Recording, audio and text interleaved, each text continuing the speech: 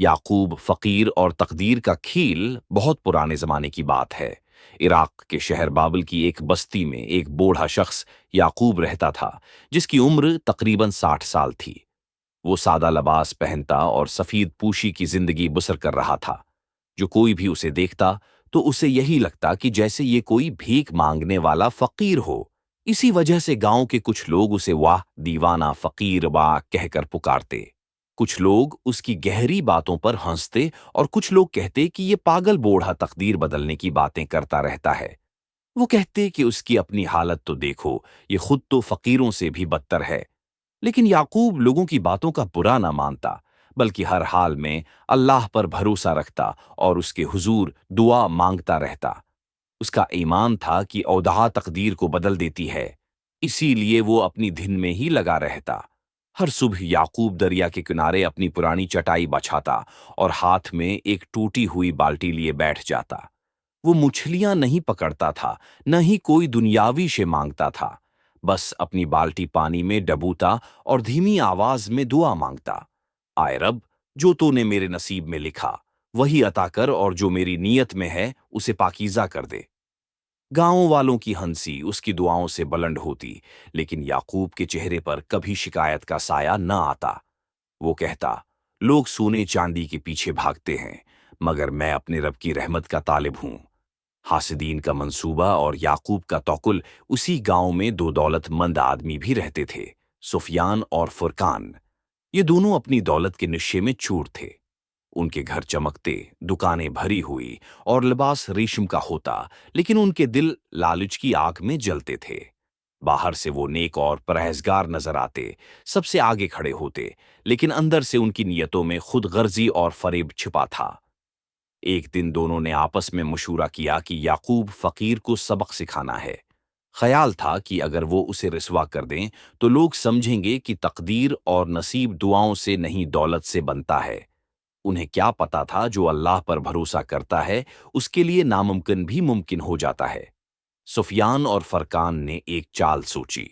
उन्होंने फैसला किया कि याकूब को सोने की ईंट दिखाकर उसके दिल में लालच जगाएंगे, और जब वो उसे लेकर भागेगा तो उसे सबके सामने जलील करेंगे।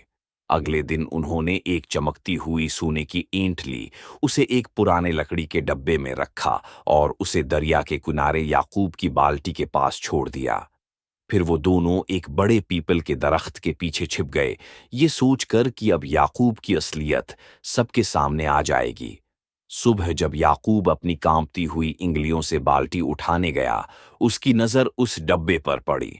उसने डब्बा खोला और अंदर सोने की ईंट देखकर एक लम्हे के लिए ठुठका। सुफियान और फरकान की आंखें चमक उठें।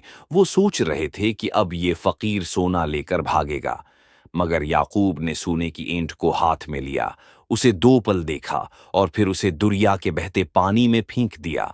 हाँ, वो सोने की ईंट जो दुनिया की नजर में अनमोल थी, उसने अल्लाह की राह में कुर्बान कर दी। फिर वो अपनी चटाई पर बैठ गया और बोला, आए रब, मैंने तुझसे कभी दुनिया की चमक नहीं मांगी। जो तूने दिया वो तेरी रिजा है, और जो तूने ले लिया वो मेरा इम्तिहान। दरख्त के पीछे छुपे दोनों के चेहरे लटक गए। सुफियान ने गुस्से से दांत पीसते हुए कहा, ये कैसा दीवाना है, सोने की आंट फीनक दी, ये पागलपन नहीं कोई और बात है। फरकान ने खामोशी से सिर झुकाया, लेकिन उसके दिल में हसद की आग और तेज हो गई। याकूब ने पलटकर उनकी तरफ देखा और मुस्कुराते हुए कहा, जिसे अल्लाह की रहमत पर यकीन हो उसे इंसानों की बनाई हुई ईंटों की जरूरत नहीं। गांव के कुछ लोगों ने देख लिया था। वो हैरान थे कि याकूब ने ऐसी दौलत को ठुकरा दिया जो किसी के नसीब में मुश्किल से आती है। लोगों के दिलों में याकूब के लिए इज्जत बढ़ने लगी। गांव की गलियों में मुख्तलिफ बातें शुरू हुईं कि शायद ये फकीर वाकई कोई खास बंदा है। क्या उसकी दुआओं में कोई राज छिपा है? खुले आम आजमाइश और गैब से मदद। अगली सुबह जब लोग मस्जिद में जमा हुए तो फजा में एक अजीब सी खामोशी थी। लोगों के ज़हनों में याकूब का नाम गूंज रहा था। कल तक जिसे दीवाना कहा जाता था, आज उसकी बातें लोग धीमे लहजे में दोहराने लगे थे। मगर सफियान और फरकान की बेचैनी बढ़ती जा रही थी। उनकी चाल नाकाम हो चुकी थी, लेकिन वो हार मानने को तैयार न थे। انہوں نے ایک نیا منصوبہ بنایا۔ اس بار وہ یعقوب کو پورے گاؤں کے سامنے ذلیل کرنا چاہتے تھے۔ گاؤں کے مرکزی چوراہے پر انہوں نے گاؤں کے بہت سارے لوگوں کو اکٹھا کر لیا۔ لوگ کچھ تجسس میں وہاں پر پہنچ گئے اور کچھ لوگوں کی بھیڑ دیکھ کر وہاں پر جمع ہو گئے۔ یعقوب کو وہاں پر لوگوں کے درمیان بلایا گیا۔ وہ پہلے ہی سمجھ چکا تھا کہ وہ ضرور اس کے ساتھ کچھ غلط کرنا چاہتے ہیں۔ اس نے آسمان کی طرف دیکھا اور کہنے لگا، یا اللہ، عزت اور ذلت تیرے ہی ہاتھ میں ہے۔ کچھ ہی دیر میں لوگوں نے دیکھا ایک سفید داڑھی والا بزرگ مجمع کے درمیان کھڑا تھا۔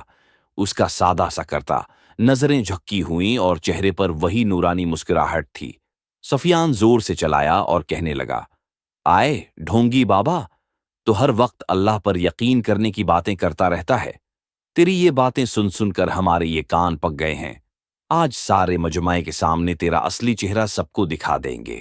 اگر تیرا اللہ پر اتنا ہی بھروسہ ہے تو پھر تو سب کے سامنے یہ بتا کہ کل تیرے گھر میں کھانے کے لیے کیا ہوگا۔ یہ بات سن کر بوڑھا خاموش ہو گیا، لیکن اس کے چہرے پر واضح اطمینان جھلک رہا تھا۔ اس نے دھیمی سی آواز میں جواب دیا، جو اللہ چاہے گا وہی میرے گھر میں کھانا ہوگا، اور جتنا بھی عطا کرے گا اس میں یقیناً برکت شامل ہوگی۔ سفیان شیطانی مسکراہٹ چہرے پر سجائے ہوئے کہنے لگا، ٹھیک ہے، دیکھ لیتے ہیں۔ اگر کل تیرے گھر کھانے میں کچھ بھی آیا تو میں تیرے گھر آ کر اور خاص طور پر تم سے معافی مانگوں گا، اور پھر اس پورے مجمع کے سامنے بھی معافی مانگوں گا۔ پھر وہ شرط رکھتے ہوئے بولا، اگر تمہارے گھر کھانے میں کچھ بھی نہ آیا تو چپ چاپ اس گاؤں سے چلا جائے گا۔ اگر تو یہاں سے نہ گیا تو اس ہجوم میں کھڑے جتنے بھی لوگ اس شرط کے گواہ ہیں وہ تجھے پتھر مار کر اس گاؤں سے دفع کر دیں گے۔ ہجوم میں سے کچھ لوگ ہنس پڑے اور کہنے لگے، آئے بوڑھے، اپنا بوریا بسترا سماٹ اور اپنے انجام کے لیے تیار ہو جا۔ کچھ نے سر ہلایا اور کچھ خاموش کھڑے رہے، لیکن یعقوب نے کسی کی بات کا بھی جواب نہ دیا اور اپنا سر جھکا کر کہنے لگا، مجھے تم لوگوں کی باتوں سے کوئی فرق نہیں پڑتا۔ ایک منصوبہ انسان بناتا ہے اور ایک منصوبہ اللہ بناتا ہے، لیکن ہوتا وہی ہے جو اللہ چاہتا ہے۔ رات کا معجزہ اور صبح کی حقیقت۔ اس رات یعقوب اپنی جھونپڑی کے باہر بیٹھا، ہاتھ میں تسبیح اور دل میں اللہ کا ذکر۔ اس نے اپنی چٹائی پر سر رکھا اور ایک دعا مانگی، آئے رب، تو سب کے دلوں کا حال جانتا ہے۔ اگر میری توہین میں تیری رضا ہے تو میں تیری مرضی کے آگے سر جھکاتا ہوں، اور اگر تو میری عزت سے جواب دینا چاہتا ہے تو مجھے ایسی جگہ سے روزی دے جہاں سے کوئی سوچ بھی نہ سکے۔ اس رات سرد ہوا چل رہی تھی اور ستاروں نے جیسے آسمان پر کوئی راز لکھ دیا تھا۔ اسی رات گاؤں سے کچھ فاصلے پر ایک امیر سوداگر کا قافلہ راستہ بھٹک گیا۔ سوداگر نے اپنے نوکر کو حکم دیا کہ کوئی نیک اور قابل بھروسہ شخص ڈھونڈو جو ہمیں صحیح راستہ دکھائے۔ نوکر چلتے چلتے دریا کے کنارے پہنچا جہاں یعقوب تسبیح پڑھ رہا تھا۔ نوکر نے کہا، میرے مالک کو ایک سچا آدمی چاہیے جو ہمیں راستہ دکھائے۔ یعقوب نے خاموشی سے سر ہلایا اور رات کے اندھیرے میں قافلے کے پاس پہنچا۔ قافلے کے سردار سے ملا اور اسے پورے راستے کے بارے میں مکمل آگاہ کیا۔ نہ صرف اس نے راستہ بتایا بلکہ راستے میں آنے والی رکاوٹوں سے بھی آگاہ کیا کہ ان سے کیسے نمٹنا ہے، اور وہ سردار سے کہنے لگا، بیٹا، یہ راستہ تو تمہیں کوئی بھی بتا سکتا ہے، لیکن تم اس راستے کی بھی ہمیشہ فکر رکھنا جو راستہ تمہیں اللہ کی طرف لے کر جائے۔ یہ بات سن کر سوداگر کا دل نرم پڑ گیا۔ سوداگر نے یعقوب کو روکا اور کہنے لگا، بابا جی، آپ اللہ کے نیک بندے لگتے ہیں، یہ لیں کچھ کھانا اور چاندی کے سکے۔ یعقوب نے سر جھکایا اور کہا، یہ تیری طرف سے نہیں، میرے رب کی طرف سے ہے۔ اس کے بعد سوداگر نے یعقوب کا شکریہ ادا کیا اور قافلہ لے کر منزل کی طرف روانہ ہو گیا۔ یعقوب کی عزت اور حاسدوں کی رسوائی اگلی صبح گاؤں میں دھندورا پڑ گیا۔ یعقوب کے پاس نہ صرف ایک وقت کا کھانا آیا بلکہ اسے گاؤں والوں کے سامنے عزت بھی مل گئی۔ لوگ اس کی جھونپڑی کے باہر جمع ہوئے۔ سفیان اور فرقان کے چہرے پر حیرت تھی۔ یعقوب نے انہیں قریب بلایا اور کہا، جو تم توہین سمجھتے ہو وہ اللہ کی نظر میں عزت کا دروازہ بھی ہو سکتا ہے۔ گاؤں کی گلیوں میں اب یعقوب کا ذکر ہر زبان پر تھا۔ کل تک جو فقیر ہنسی کا باعث تھا آج اس کی دعاؤں کی دھوم مچ گئی تھی، مگر دونوں دولت مند اب بھی اپنی ضد پر قائم تھے۔ سفیان نے غصے میں کہا، ایک بار کھانا مل گیا تو کیا یہ فقیر کل کیا کرے گا؟ فرقان بولا، اس بار ایسی چال چلیں کہ یہ ہمیشہ کے لیے رسوا ہو جائے، اور ہم اسے جھوٹی نوکری دیں گے اور پھر اسے دھکے مار کر نکال دیں گے۔ اگلی صبح دونوں یعقوب کی جھونپڑی پر پہنچے۔ سفیان نے مکاری سے کہا، اے یعقوب، ہم نے سوچا ہے کہ تجھے اپنی تجوری کا نگران بنا دیں، تنخواہ بھی ملے گی، عزت بھی۔ یعقوب نے ان کی آنکھوں میں جھانکا، وہ جانتا تھا کہ یہ دھوکا ہے، مگر اس نے کہا، اگر اس میں اللہ کی رضا ہے تو میں تیار ہوں۔ اگلے دن اسے بازار کے بیچ ایک بڑے صندوق کے پاس بٹھایا گیا۔ صندوق میں انہوں نے جعلی چاندی کے سکے رکھے تھے۔ پھر انہوں نے ہجوم کو اشاروں سے بلایا اور چلایا، دیکھو یہ فقیر ہماری تجوری سے چوری کرتا پکڑا گیا۔ لوگ جمع ہوئے، کچھ نے تونا دیا، کچھ نے سر ہلایا، مگر یعقوب خاموش کھڑا رہا، اس کی آنکھوں میں کوئی خوف نہ تھا۔ اسی وقت گاؤں کے امام صاحب وہاں پہنچے۔ انہوں نے بلند آواز میں کہا، الزام لگانے سے پہلے صندوق کھولو اور سچائی سب کے سامنے لاؤ۔ جب صندوق کھولا گیا تو سب کے ہوش اڑ گئے۔ جعلی سکوں کی جگہ اصلی سونا اور چاندی چمک رہا تھا۔ فرقان بے ساختہ بول پڑا، یہ ناممکن ہے، ہم نے تو پتھر رکھے تھے۔ یعقوب نے مسکرا کر کہا، تم نے دھوکے سے صندوق بھرا، مگر اللہ نے اسے سچائی سے بھر دیا۔ جب دل صاف ہو تو تقدیر بھی پلٹ جاتی ہے۔ ہجوم سکتے میں تھا۔ ایک بزرگ نے یعقوب کے ہاتھ چوم لیے۔ اب گاؤں والوں کے دلوں میں یعقوب کے لیے عزت اور بھی گہری ہو گئی۔ مسجد میں امام صاحب نے خطبے میں یعقوب کی سچائی کا ذکر کیا۔ گاؤں کی عورتیں اپنے بچوں سے کہتیں، بیٹا، یعقوب فقیر کی طرح سچائی اور توکل سیکھو۔ ادھر سفیان اور فرقان کی دکانیں سنسان ہو گئیں۔ امام صاحب نے اپنے بچوں سے سودے بند کر دیے تھے۔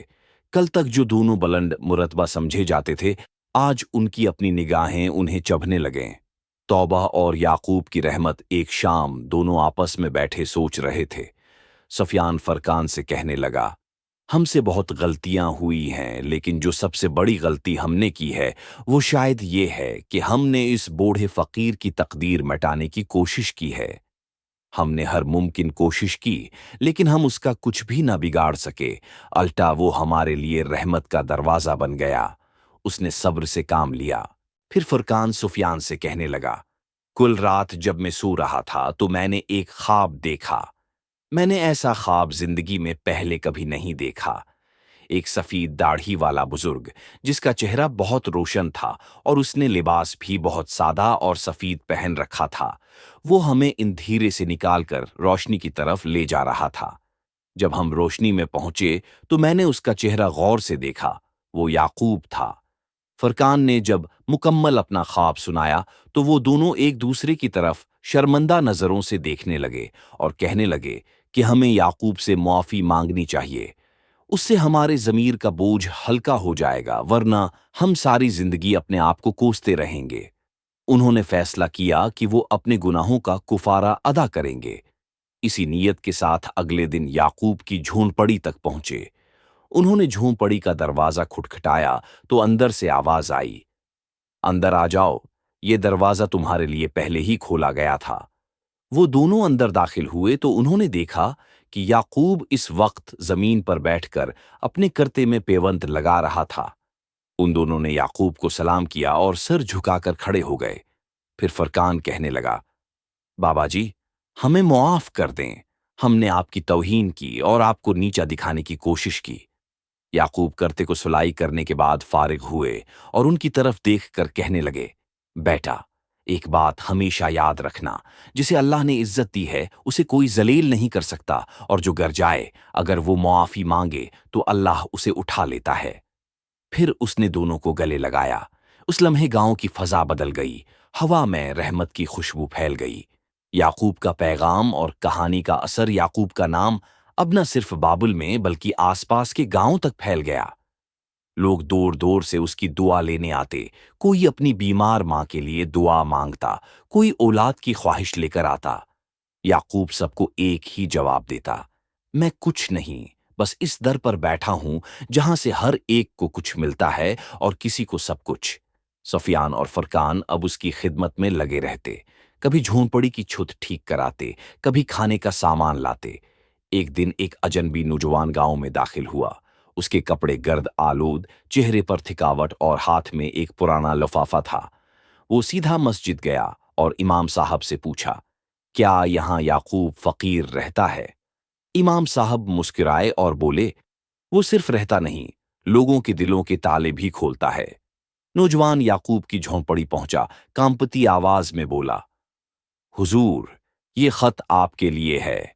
मेरे वालिद ने मुर्ते वक्त दिया था।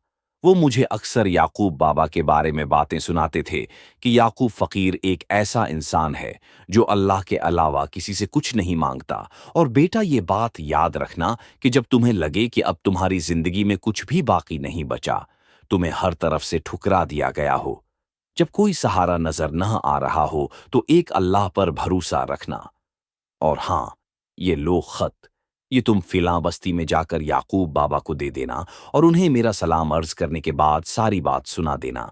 बाबा जी, ये लीजिए। उसने फकीर बाबा को खत पकड़ाया। याकूब ने खत खोला। इसमें लिखा था, अगर ये खत तुझ तक पहुंचा तो समझ लेना कि तो रोशनी की तरफ जा रहा है। उस फकीर से रहमत मांग और उसकी खामोशी से सब कुछ सीख। याकूब ने नौजवान की पेशानी चूमी और कहा, बेटा, अल्लाह कभी खत के जरिए तकदीर लिखता है और कभी एक फकीर की खामोशी से उसे बदल देता है। गांव में नई बहस छुड़ गई। ये अजनबी कौन था?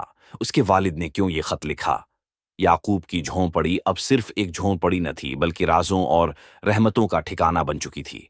याकूब फकीर की कहानी गांव में एक अजीम सबक बन गई। उसने सिखाया कि सच्चाई, तवक्कल और अल्लाह पर यकीन वो दौलत है जो कोई छीन नहीं सकता। सफियान और फरकान, जो कभी उसे जलील करने के दर पे थे, अब उसके हाथों राह रासत पर आ चुके थे। गांव की हुआ में अब नफरत की बजाय मोहब्बत बहती थी और हर जबान पर याकूब का जिक्र था।